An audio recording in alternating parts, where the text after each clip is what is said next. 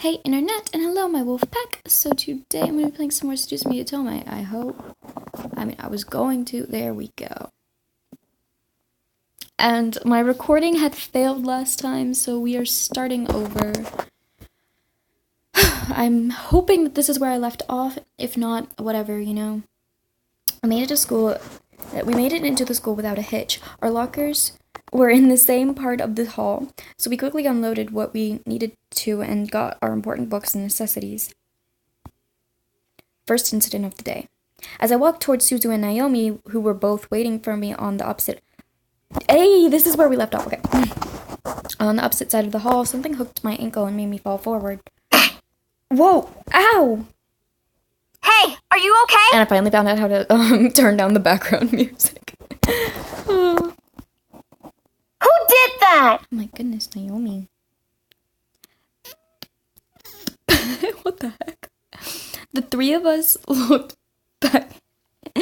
I'm sorry, I went to go like and then I had stopped while I was trying to say it.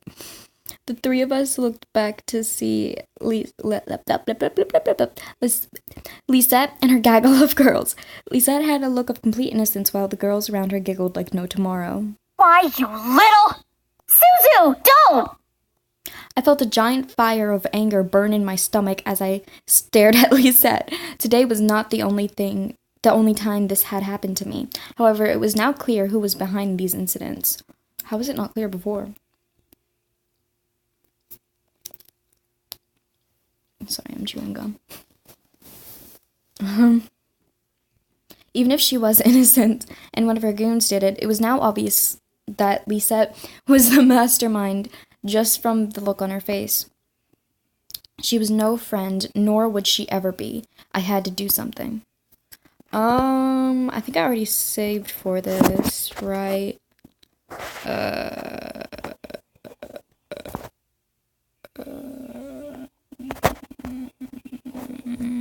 Yes, I did. Like I said. So, I'm gonna do... Stand up and walk away first. No. I wasn't going to bring myself to her level. She was a bully, but I was not going to let her get to me. I had to be stronger than her, and only then would I have beaten her. I stood up and brushed myself off, pretending nothing had happened. Anderson, you okay? That was a pretty bad fall. Yeah, I'm fine. A fall like that is nothing. I merely smiled at them, not wanting to let them know the pain rushing through my body from that fall. My arms were quaking, my shoulders were pulsing, but I remained content-faced. I quickly gathered up my belongings and nodded to my two friends. Come on, we'll be late for history. Suzu and Naomi looked at each other before frowning and nodding to me. Naomi and Suzu flanked me as we began to walk to class, away from the gaggle of bullies. As we walked, I could barely see Suzu flipping the middle finger to the group behind us from the corner of my eye. Friggin' bunch of Lisette feet lickers. That's gross, Suzu. It's true. It's all OMG! Lisette is the best! Let's follow her around because we obviously don't have lives. Suzu. Naomi and I could not help but laugh. The group behind us, however, did not like Suzu's words. At least my dad doesn't screw around in the black market to keep a stupid casino running.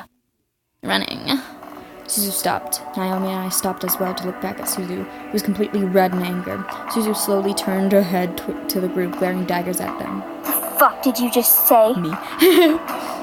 I had to act fast. I placed my hand on Suzu's shoulder and gripped tightly, knowing she could try to push my hand away. Suzu, they're not worth it. Let's just go. No, I think it's about time we taught them some manners. Suzu! I looked at Lisette and her group. Lisette had a wildly amused smile on her face, which irked me to no end. Nevertheless, I knew that fighting wasn't going to get us anywhere. Let's go. I grabbed Suzu by the shoulder roughly, pulling her back to Naomi and me. Suzu tried to step towards the group, but Naomi held onto her other shoulder. We held on to Suzu, who fought against our hands as we marched to class. Okay. Now, let's do, sorry if this is annoying you. Let's do Get Her. I'd had enough. I felt adrenaline rush through my body as I pounced off of the ground and rushed at Lisette. I was not going to be the only one with scrapes this time. I tackled Lisette to the ground, swiping and slapping her innocent face. She screamed in fright before trying to push me off and block my attack. Holy shit! Anderson! Stop it! No. Hold on.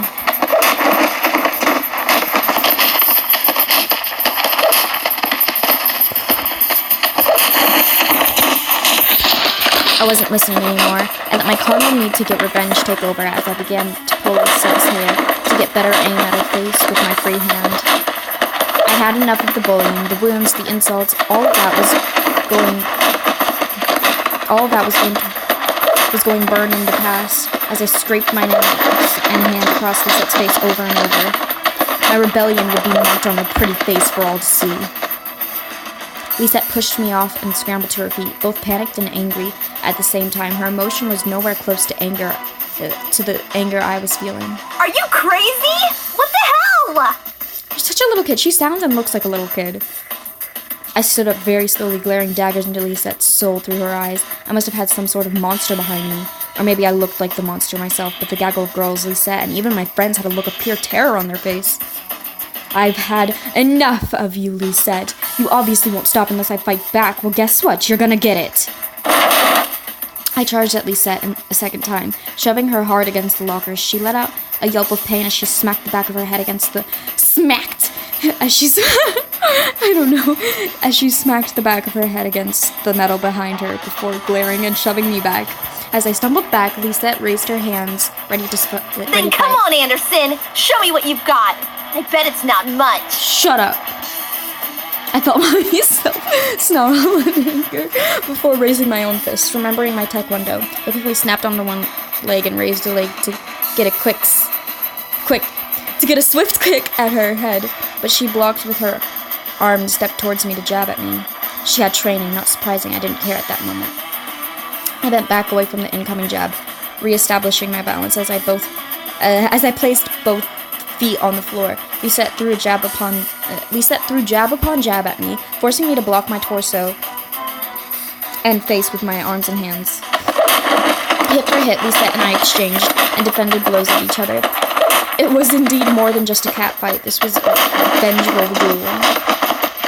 In my mind, all I saw was Lisette. All I wanted to was to make her stop, and if that meant beating her down, then it had to be done. Eventually gained a small crowd of people, all silent but observing the fight. My anger intensified, and my hits became harder with each second that passed between us.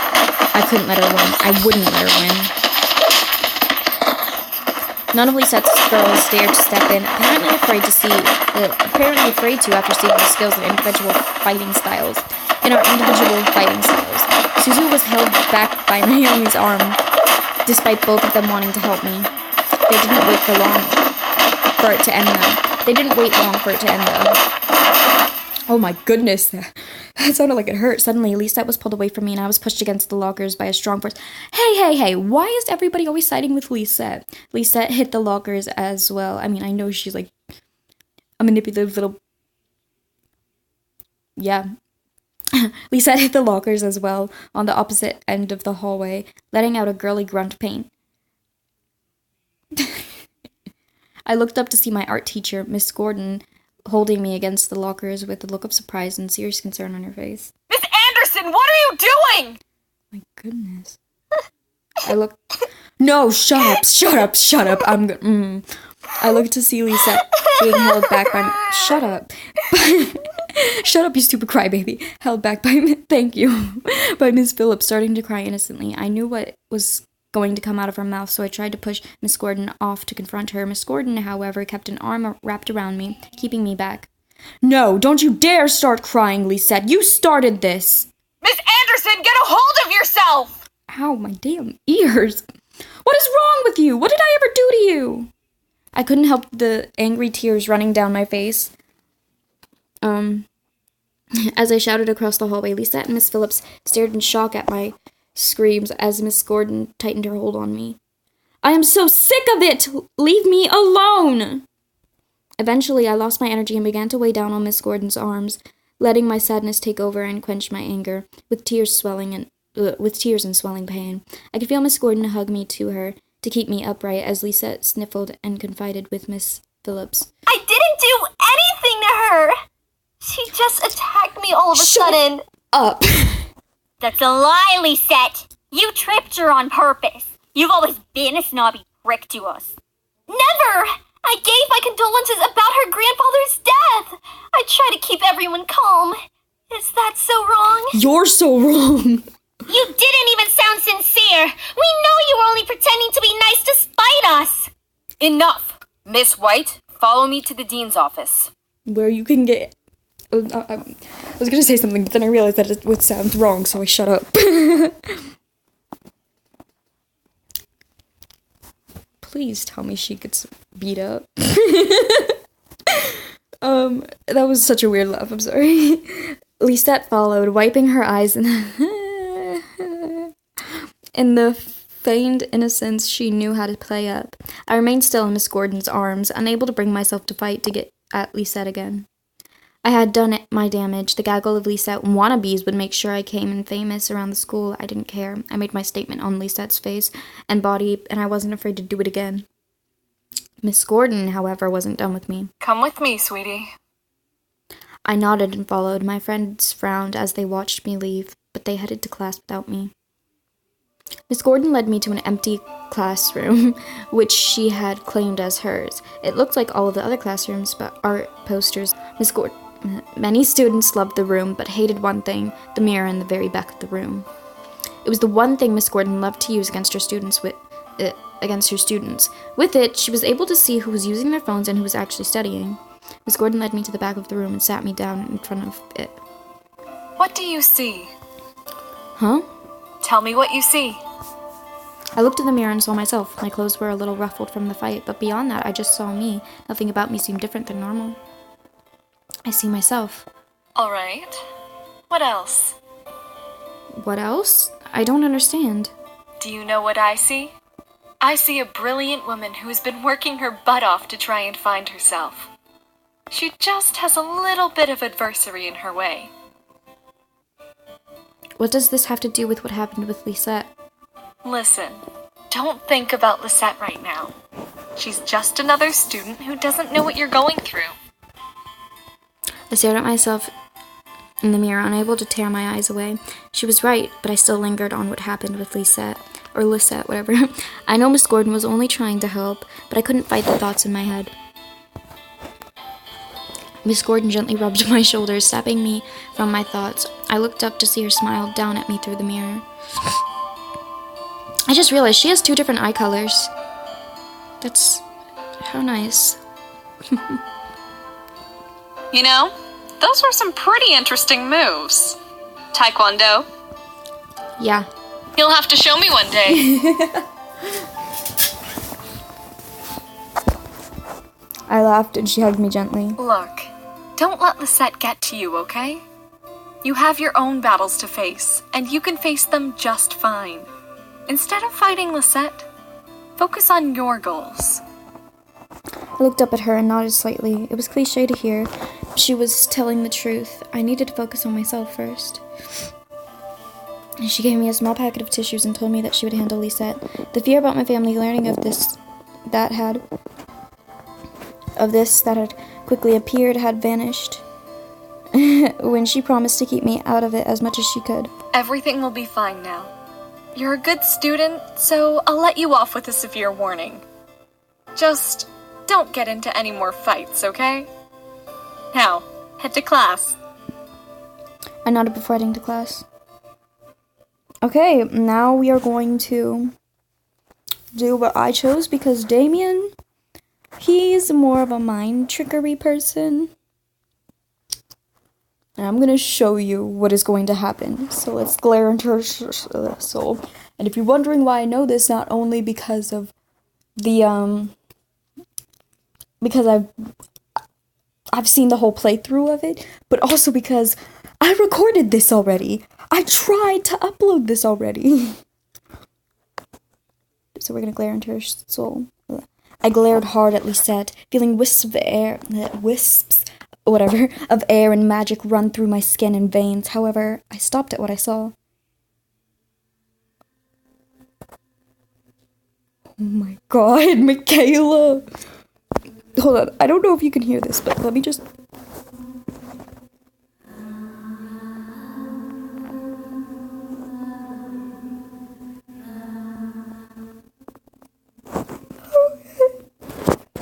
Around Lisette was a dark purple aura that seemed all too familiar. It was like demon magic, but it seemed to be tamer. Did we already meet Diana? No, we didn't.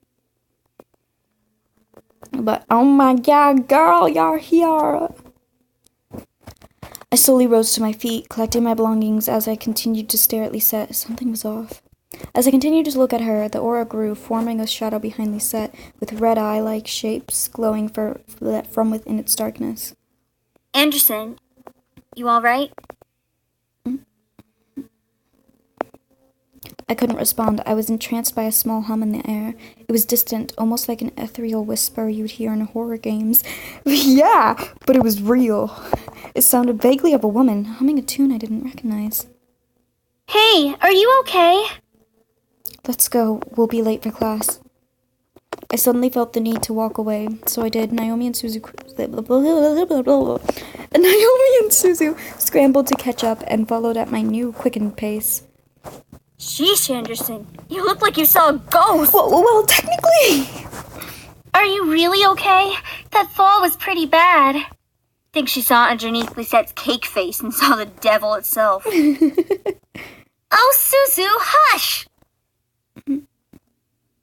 No, something was wrong with Lisette. It was more than just her being mean. There was something, or someone, watching over Lisette. Or they were watching me behind Lisette? What they were doing, I didn't know, but it was definitely demonic.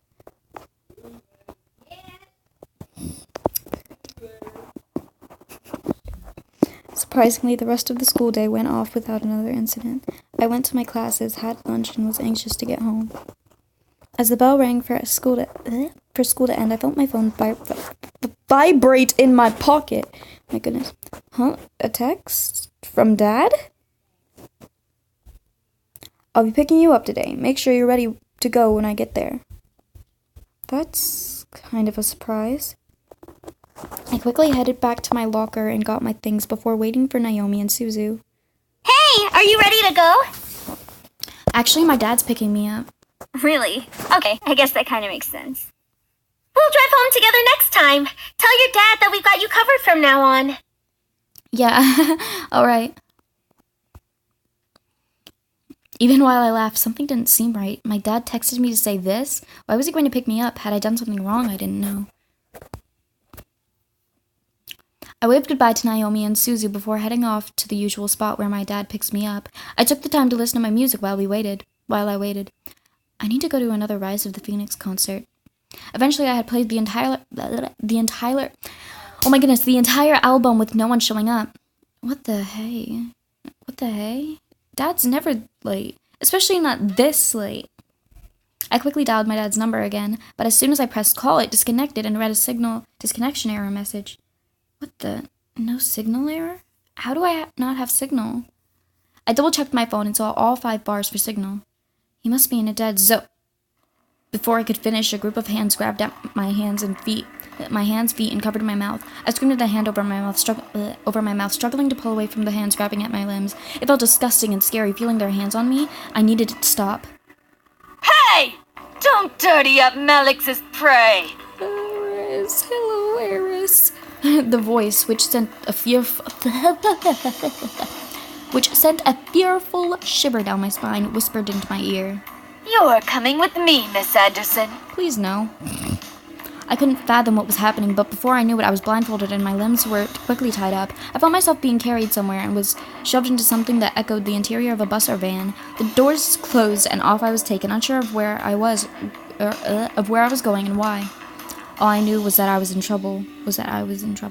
All I saw was darkness. I felt numb and I was taken to a place I didn't know of. I couldn't even move my lips to scream. Sounds zipped past my ears. First of the interior of a car, and the outside, then an echoey space with whispers and cackles of people vibrating through it. However, the wraparound was Mars something smoochy. I think that says power, sugar. I think that says shut or hut.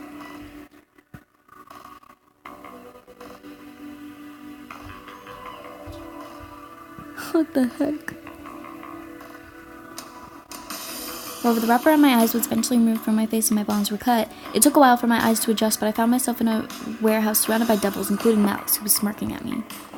Nicely done! I'm sure those little shits will come running to find you when they realize you didn't return to your precious little mansion. They'll search everywhere for you. That's nice. Malix walked over and set the barrel of his gun against the skin in between my eyes. I don't know. It'll be so funny when they find your dead body instead. No thanks. So last time I accidentally said wait, and then he was making out with Eris, and then he was like, and Eris was like, I wish I could smack this man. Like she had that look. I had accidentally said wait, by the way. I believe that's what I did. And he was like, take off the barrier, and then you had a choice to fight, scream Israel, or wait. And this time I'm gonna do it right and scream his name. Israel! All of a sudden, a bright purple light engulfed the room, causing the devils around me to cover themselves. What the? Gusts of wind rushed past me, almost forcing me back. I covered my face with my arms, bracing myself and standing my ground. And standing my ground. I tried to peek through my arms to see what was going on, but the light continued to shine brightly. Damien! As the gust slowly started to die, the light began to fade, revealing Damien with a blank expression staring coldly at Malix. Damien. I'm here, as I promised. Malix moved his arms. Malix moved his arms from in front of his face and slowly took in the new sight in front of him. Quickly, Malix's face turned to that of pure evil delight. Oh no. Out of the 5 pretty boys, you summoned the pathetic one? What a fucking moron! Hey, don't call Damien pathetic. Leave my precious cinnamon roll alone. Damien stared at Malix, silent and fiercely cold. And fiercely cold. Damien began to walk towards Malix, one step at a time. Malix, however, brought up his gun, pointing it at Damien. So long, pretty boy! I don't think anything's gonna happen, but okay.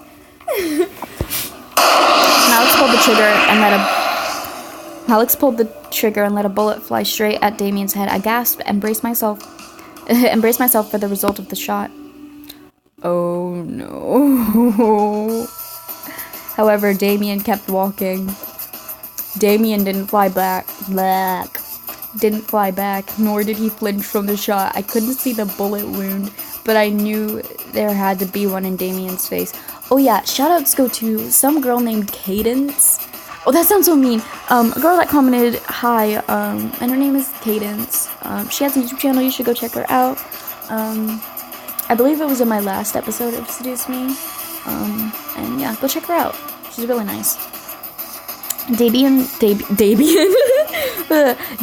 fly back, nor did he flinch from the shot. I couldn't see the bullet wound, but I knew there had to be one in Damien's face. What the? Fucking die! Kind of laugh is that, okay. Max began to quickly pepper shots in Damien's face, some of them passing completely through his head. There was no blood, no fire, nothing. It was as if Damien didn't really exist as he walked towards the now frightened devil. What crap spell is this? As Damien finally reached Malix, the devil jabbed Damien's head towards the ground, making Damien's body fall and I don't know what those noises were. Fall and slam into the concrete. As the body settled onto the ground, it slowly began to burn away in purple flames. Malix gritted his teeth. Distraction. Where are you, Damien? Ooh.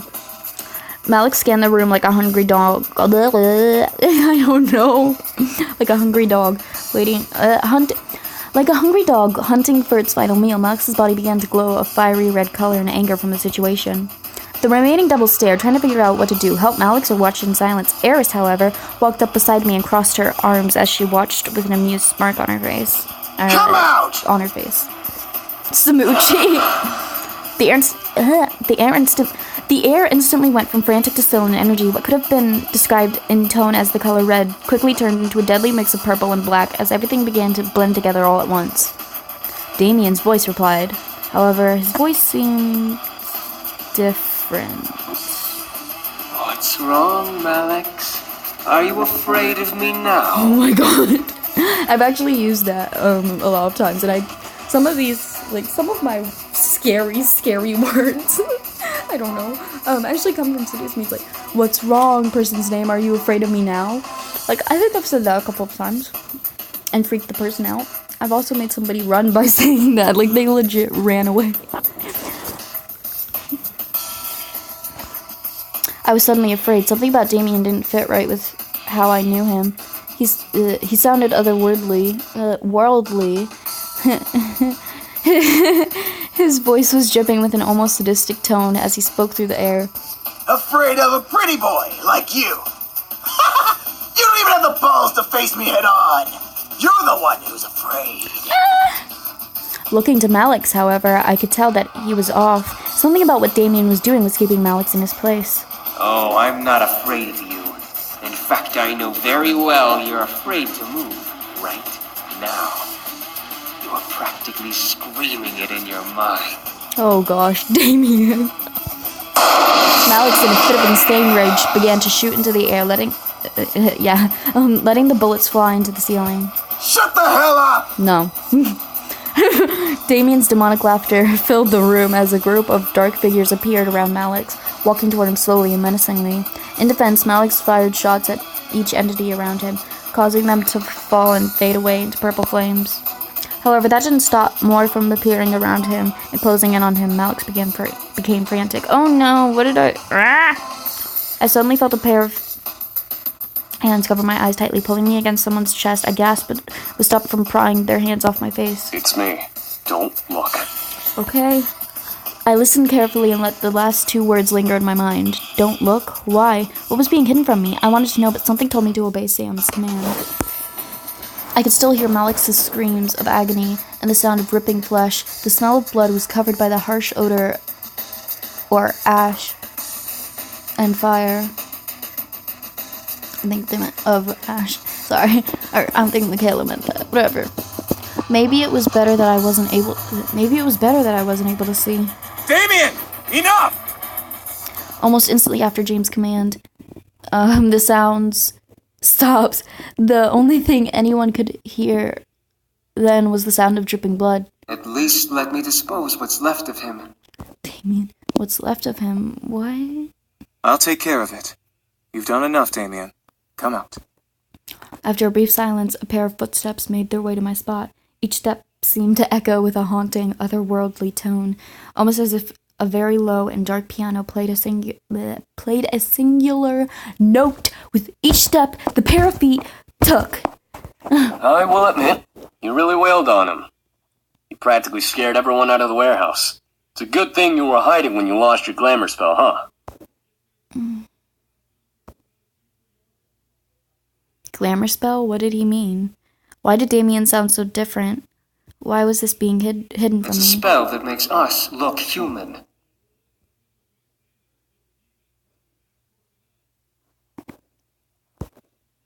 I froze. Look human? They didn't look like humans after all? What did they look like?